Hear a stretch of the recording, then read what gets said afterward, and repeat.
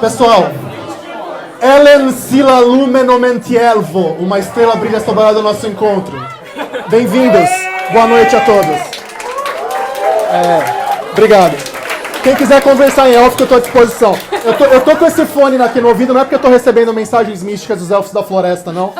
É porque eu estou gravando para usar depois no meu canal do YouTube, quem quiser entrar lá e conhecer depois. Vai ficar só o áudio, mas vai ficar bonitinho. Eu tô aqui... Como é que é? Hã?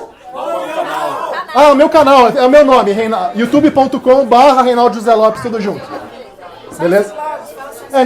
Exatamente, é um canal que é membro do grupo Science Vlogs, o selo de qualidade de canais de ciência do Brasil, a maior comunidade de canais de ciência, talvez do mundo. É isso aí. Bom, vamos lá. Eu tô aqui para falar de ciência da Terra-média, que eu sei que parece uma maluquice, uma idiotice, mas Tolkien, J.R.R. Tolkien, o autor de Senhor dos Anéis, nada mais era que um cientista. Eu vou provar para vocês que ele era um cientista. E eu acho que dá para fazer vários diálogos legais entre o que tem nos livros do Tolkien e a ciência, e é o que eu vou tentar fazer com vocês hoje. E eu vou começar assim no nerd nível hard, pauleira, que é justamente com os alfabetos que o Tolkien criou para o seu mundo. O Tolkien diz que ele é um cientista e o motivo é muito simples. Ele era um filólogo, um cara que estudava a evolução dos idiomas ao longo da história, estudava manuscritos antigos, estudava basicamente como os idiomas surgem, se desenvolvem, evoluem, às vezes também morrem. E ele usava realmente princípios científicos testados e aprovados no mundo real para criar os idiomas ficcionais dele. Tá? Se a gente analisa como as línguas élficas, que tem mais de uma, não existe o élfico, existe uns 5, 6 tipos diferentes de élfico. Existem outras línguas na obra dele também, elas seguem exatamente os processos de transformação de som e de gramática que a gente vê nas origens do português, ou do grego, ou do latim. Tá? É exatamente o mesmo que a gente vê na linguística científica, ele usa para os seus idiomas ficcionais. E para os alfabetos, o Tolkien fez uma coisa extremamente interessante, porque, vamos encarar os fatos, o nosso alfabeto, tudo bem, a gente usa muito, o nosso alfabeto é uma bosta, gente, não sei se vocês repararam. Tá? Assim, a gente consegue usar, porque são poucas letras, 20 e poucas vezes a gente decora lá quando é pequeno e usa, mas ele não tem lógica nenhuma, tá? Não tem lógica nenhuma, não existe relação clara entre a forma das letras e a forma do som, e o tipo dos sons, tá? E o Tolkien, obviamente, parou e pensou e falou: vou melhorar essa bosta. Vou fazer uma coisa muito melhor na minha obra, de acordo com princípios científicos da linguística e da fonologia, que é a ciência do estudo dos sons, das consoantes e das vogais. E é o que ele fez com o principal alfabeto élfico, que está aqui, é o Tengwar, tá? Quer dizer simplesmente letras, no plural. E eu vou explicar exatamente para vocês como que ele fez isso. Tô perdendo aqui na página. Se eu der uma engasgada, vocês não reparem, porque pra mim também eu sofro. Eu sou meio tosco visualmente, eu sou muito mais verbal. Então na hora de fazer coisa desenhadinha eu me ferro um pouco, mas vamos lá. Obrigado, gato, depois a gente conversa. Mas eu sou casado e sou hétero, mas a gente dá um jeito. O que importa é o prazer. Vamos lá. Aliás, eu levo cantada e eu me perco, porque é tão raro eu levar cantada na vida que... Eu acho que eu devo ter levado 2 cantadas e meia na vida inteira. Exatamente, aí, né? Aproveita o que tem, né? Mas vamos lá. Isso aqui, então, é o esqueminha das Tengwar, do principal alfabeto do Tolkien. E ele está organizado exatamente de acordo com os tipos de som, e existe uma relação estreita entre a forma da letra e o som da letra e como elas estão organizadas, tá? Então a gente está vendo aqui colunas e linhas, tá? Começando...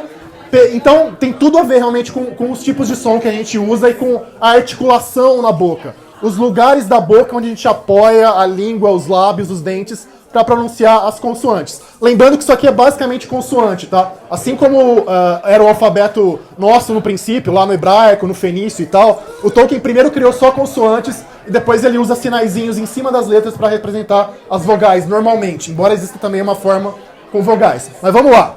Então, as colunas primeiro, eu vou falar só da primeira e da segunda porque é muita informação. A primeira coluna é o que... Então, a letra tem 2 elementos básicos, tá? Essa haste que ele chama de telco, que quer dizer basicamente haste mesmo, e essa voltinha, que em élfico se chama luva, que é arco, tá? Então toda letra tem essa coisa básica, uma haste e um arco. Beleza. Nessa coluna 1, o Tolkien coloca o que ele chama de Tincotema. Tincotema nada mais é que a série do T, tá? De letras, então, que tem esse apoio, basicamente, que a gente chamaria de dental, que é quando você pronuncia a consoante apoiando a língua basicamente nos dentes. Então, T, D, e assim vai, tá? Então essa aqui é a linha do T, e vocês reparem que segue um padrão, pelo menos até aqui, né, que são as letras mais padrões, de um jeito muito semelhante. Essa segunda aqui é a chamada Parmatema, que é a série, que é basicamente a série do P, tá? Que enquanto o T a gente usa no dente, a gente está apoiando, o ponto de articulação é no dente, o P é no lábio, são as labiais. Então são as dentais aqui, tá? E as labiais aqui. Beleza. Agora, variações sobre esse tema. Então, aqui só vai ter consoante que é pronunciada apoiando no dente, e aqui só vai ter consoante que é pronunciada apoiando no lábio. Beleza? Por enquanto tá simples. Vamos complicar. Quando a gente dobra o luva, o arco, a gente está adicionando voz, que parece tudo bem, a gente sempre usa a voz para pronunciar, mas voz tem um sentido técnico, tá? É coisa em português a gente costuma falar consoante surda e consoante sonora. Qual que é a diferença, a tal da voz? É quando você pronuncia, você coloca o seu dedo no gogó e você sente quando você fala a consoante, a sua corda vocal, aliás, prega vocal, a sua prega vocal vibra, tá? Então, dobrou a luva, adicionou som, então. Se aqui é T, não vibra. D, começa a vibrar, tá? É isso aqui que está indicando, tá? Beleza? Então aqui é a mesma coisa, a gente vai seguir também, vão ser sempre consoantes sonoras. Aqui as surdas, sem vibração, aqui as sonoras vibradas, tá? Quando a gente inverte o arco, tá vendo que pra cá tá o pezinho pra baixo, aqui tá o pezinho pra cima, tá? A gente adiciona a coisa fica fricativa. Fricar, acho que tem um, né, fricote em português, é esfregar, tá? Quando você tem essa coisa de esfregar um lábio no outro para pronunciar, tá? Que é coisas como as consoantes em inglês que tem TH, tá? Então, se isso aqui é o T, isso aqui é o D, isso aqui é o TH do inglês de thought, think, por exemplo, tá? Então, põe a pontinha para cima. Então, reparem que você está fazendo assim, essa esfregadinha dos lábios, tá? No caso aqui voltou, como é um arquinho só, voltou a ser surdo, e a hora que passa pra cá, dobra o arquinho de novo, voltou a ser sonoro, que é o tom que representa com DH. Então, o TH do inglês não é uma coisa só, se vocês repararem, tá? O thought é uma coisa, o these é outra, tá? É um DH, então é a mesma coisa. E assim vai, complica muito mais, é uma bagunça, mas eu acabo de demonstrar pra vocês que o Tolkien criou um alfabeto muito melhor que a porcaria que a gente tem e usa normalmente, ok? Vamos em frente, deixa eu ver aqui o meu roteiro mequetrefe. Ok, vamos falar de paleoantropologia, tá? Quando a gente vai para o mundo da Terra-média, para o mundo de Arda, né? Que Terra-média não se esqueçam que Terra-média é um continente, o nome do planeta inteiro é Arda, tá? Aparece bastante no Silmarillion. O que a gente vê é que existem muitas espécies humanoides inteligentes convivendo. A gente tem humanos, tem hobbits. Hobbits, na verdade, são uma variante de seres humanos, são uma subespécie de seres humanos. Mas tem humanos, tem hobbits, tem elfos, tem anãos, tem entes e tudo mais. Isso é um absurdo, né? Isso nunca aconteceu. Não, o que o Tolkien retrata na Terra-média é basicamente o que foi a regra do nosso mundo até apenas 30 mil anos atrás, quando os Neandertais foram pro saco, tá? Há 100 mil anos atrás a gente tinha pelo menos, deixa eu fazer as contas aqui, pelo menos 4 ou 5 espécies diferentes de seres humanos convivendo ao mesmo tempo no planeta. A gente tinha Nós, Homo sapiens, já estávamos saindo da África e nos espalhando pelo mundo. A gente tinha os Neandertais lá na Europa, obviamente. A gente tinha os misteriosos Denisovanos da Sibéria. Tanto os Neandertais quanto os Denisovanos fizeram aquele fricote gostoso com a gente lá no ano passado. Temos genes... Quem não é africano carrega genes desse pessoal, tá? E a gente tinha, mais misteriosamente ainda, nada menos que 2 espécies de hobbits, entre aspas, tá? Uma dessas histórias é antiga, de 2004, eu cobri originalmente, que foi a descoberta lá na Ilha de Flores, na Indonésia, de um bichinho chamado Homo floresiensis, que era um bichinho de 1 metro, 1,20 m de altura, tá? Que fabricava instrumentos de pedra, tal como o Homo sapiens nessa época, caçava mini-elefantes e ratos gigantes, mini-elefantes e ratos gigantes, pegando que pareça, e que parece que sumiu talvez há 60 mil, 30 mil anos atrás, a gente não sabe muito bem quando houve isso. E nesse ano ainda, eu também cobri lá pra Folha a descoberta, nas Filipinas, de um bichinho piquitico também, chamado Homo luzonensis, que era da ilha de Luzon, nas Filipinas, daí o nome, tá? Que tinha a anatomia com vários detalhes diferentes, mas que também era, para todos os efeitos, um hobbit. Por que eles se tornaram hobbits?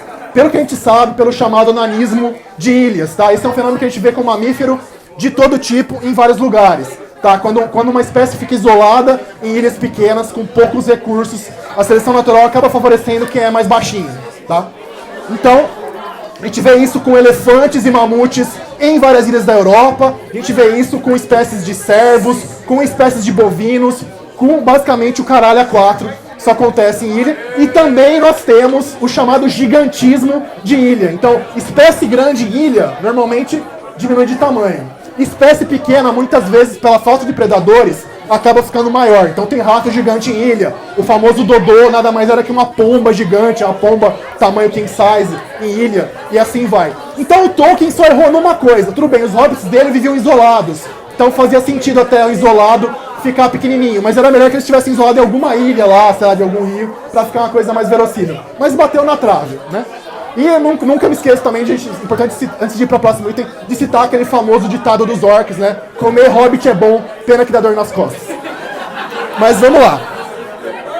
Vamos nessa. Eu já usei essa piada num vídeo, né? Já é coisa velha. É. Outra coisa muito interessante, que eu acho que mostra até um diálogo na maneira como a teoria da evolução, ela própria evoluiu, é o que eu chamo de lamarquismo do nosso amigo Gollum, nosso amigo Sméagol. Be nice to them if they be nice to Sméagol. O Gollum, se a gente parar pra pensar, ele é um exemplo quase assim de livro didático do que eram as crenças lamarquistas, que aliás é um termo um pouco errado, porque o próprio Darwin, na Origem das Espécies, quem já leu a Origem das Espécies sabe que o Darwin também tem crenças lamarquistas, ele também acreditava em coisas parecidas com o Lamarck, tá? O que aconteceu com o Gollum? O Gollum nada mais era que um hobbit na história, desculpa o spoiler, quem não leu O Senhor dos Anéis também vai se fuder, tem que ler, tem que levar spoiler, não. Enfim, o Gollum nada mais era que um hobbit originalmente. E ele passou centenas de anos, deixa eu fazer as contas, talvez 400 anos mais ou menos, num ambiente ali troglodita, literalmente, cavernícola, enfiado numa caverna das Montanhas Nevoentas. E o que aconteceu com ele é que ele foi lentamente ficando adaptado a um ambiente de lagos subterrâneos, tal como a gente tem peixes realmente no mundo real. Realmente no mundo real é ótimo, né? Que ganham características específicas para viver em ambientes de caverna. Que é, no caso do Gollum, basicamente mãos e pernas e pés palmados, né, para nadar melhor nesses lagos. E olhos muito grandes proporcionalmente em relação ao tamanho da cabeça, né? E olhos também que emitem uma certa bioluminescência. O Frodo comenta várias vezes da emissão de um pouco de luz do olho do Gollum no escuro. Acho que o Bilbo fala isso no Hobbit também. Bom, tudo isso faz muito sentido se o Gollum fosse descendente de uma longa linhagem de seres que saíram da luz e foram viver na escuridão. Mas, obviamente, ele é uma única geração, um único indivíduo, tá? Então, a diferença em relação ao darwinismo clássico, tradicional, quando a gente olha para o Gollum, é justamente essa coisa de numa única geração, num único indivíduo, ele se adaptar e transformar o próprio organismo quase que por vontade própria, aparentemente, para aquelas condições ambientais muito típicas das cavernas. Ok? Vamos falar um pouquinho de arqueologia, outro tema que eu gosto bastante. A gente já falou de paleoantropologia, falar de arqueologia propriamente dita, tá? E também de história medieval. se vocês pararem pra pensar, a situação que a gente encontra lá no final da Terceira Era, que é a situação do Senhor dos Anéis, de novo, quem não leu, leia, vire um ser humano e leia o Senhor dos Anéis, ela tem muito a ver com o que a gente sabe do que a gente chama do mundo sub-romano, que é o mundo europeu medieval, logo depois da queda do Império Romano do Ocidente. Tá? A gente tinha, então, lá na Terra-média, dois reinos, curiosamente um reino ocidental e um reino oriental, ambos com a mesma origem, tá? De origem dos mesmos, dominado por dinastias dos mesmos imperadores, que se separaram. Um desses reinos foi realmente para o saco, né, que era o reino de Arnor, equivalente ao nosso Império Romano do Ocidente, e o outro reino continua encolhido, em situação ali acuada, mas ainda vivo, que é o reino de Gondor, mais ou menos como o Império Romano do Oriente, a famosa Constantinopla ou Bizâncio. Tá? O curioso é que, assim, os povos que passam a habitar as regiões onde existia esse antigo reino começam a não saber muito bem a origem daquelas estátuas enormes, como os Argonath, aquelas estátuas dos reis, o pessoal fazendo assim lá, né, tipo, pare, lá em Gondor, e realmente eles não sabem explicar a origem dessa grandiosidade antiga, parece que são obras de gigantes, e é justamente o que os povos bárbaros da Europa começam a falar, quando eles ocupam então as ruínas do Império Romano, começam a ver as grandes construções que Roma tinha deixado para trás, e eles não conseguem mais explicar, eles não têm escrita, e não tem tradição oral ligando eles com Roma, eles não conseguem mais explicar aquilo e começam a chamar de obra de gigantes. Na Inglaterra medieval, os anglo-saxões chamavam essas obras romanas que eles não conheciam, a origem, de... como é que é mesmo? Elda Enta Gegwerk, antiga obra de gigantes, aliás, daí que vem a palavra Ents, tá? Os Ents seriam gigantes, tá? Enta Gewerk, obra de gigantes, vem da mesma origem da palavra work, né, em inglês moderno. E também a gente tem figuras, grupos como os Rohirrim, né, o povo de Rohan, os cavaleiros de Rohan, que são basicamente grupos bárbaros, entre aspas, que se aliam ao antigo império e são assentados nas fronteiras para ajudar na proteção das fronteiras desse império, que é basicamente o que Roma fazia e depois Constantinopla passa a fazer com grupos bárbaros aliados, como os godos no começo, depois os grupos eslavos e assim por diante. Então, se a gente olhar pro Tolkien, ele reflete de maneira ficcional muito precisa o que a gente sabe sobre esse mundo sub-romano, esse mundo logo depois da queda de Roma e da sobrevivência de Bizâncio também. E agora eu vou finalizar com dragões. Não, porque é para ter espaço para as perguntas, tá? Então o pessoal me mandar... Aliás, se alguém quiser me xingar por causa de orcs e goblins, pode me xingar, mas eu não sou o único culpado, tá, gente? Tá, outras pessoas também são culpadas. Vamos falar um pouquinho de dragões. Infelizmente, eu tô aqui para explicar... Dracarys não, isso aí não. Não, Dracarys estragou, Dracarys estragou. Aliás, as línguas também de Game of Thrones, tudo copiada do Tolkien, viu, gente? Enfim, eu tô aqui para explicar, finalmente, por que dragões não podem existir. Infelizmente, pelo menos os dragões, do jeito que a gente conhece, não podem existir. Eu não vou... Ah, mas não vai rolar. E não é nem por causa do fogo, tá? O fogo é meio complicado de explicar mesmo, mas o fogo a gente deixa pra lá. Não é por causa de ter réptil gigante, porque réptil gigante voador a gente teve e muito na época dos dinossauros no Cretáceo, com os pterossauros, que não eram dinossauros, importante lembrar que não eram dinossauros, mas que chegavam ali a um tamanho, se não do Drogon, certamente o tamanho do Smaug dava certo por ali. Mas o principal problema dos dragões da ficção é o seguinte, em geral, eles são vertebrados de 6 membros, né? 4 patas e um par de asas.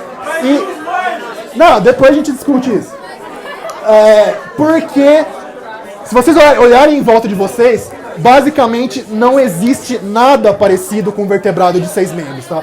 É alguma coisa ali central que impede que vertebrados envolvam 6 membros. Se um dragão tivesse, talvez, adaptado as patas da frente, tudo bem, mas aí seria basicamente um pterossauro. O que a gente sabe, provavelmente, é que os vertebrados, lá na origem dos vertebrados terrestres, quando a gente estava... Nossos ancestrais estavam saindo da água e vindo para a terra, e depois ganharam os ares. Você estabeleceu um padrão genético de desenvolvimento muito claro, um eixo, digamos, que divide, né, parte da frente, de trás do corpo, pata da frente, pata de trás, que se você for mexer nesse programa, não tem como sair um bicho viável. Dá basicamente um tilt genético, o embrião não se desenvolve, tá? Então, dragões com 6 membros, infelizmente, são impossíveis. É triste dizer, mas continua na nossa imaginação e nos nossos corações, tá bom? E é isso. Aguardo perguntas, tomates, etc. E como dizem os elfos, Hantale, obrigado, e Namari. Até mais.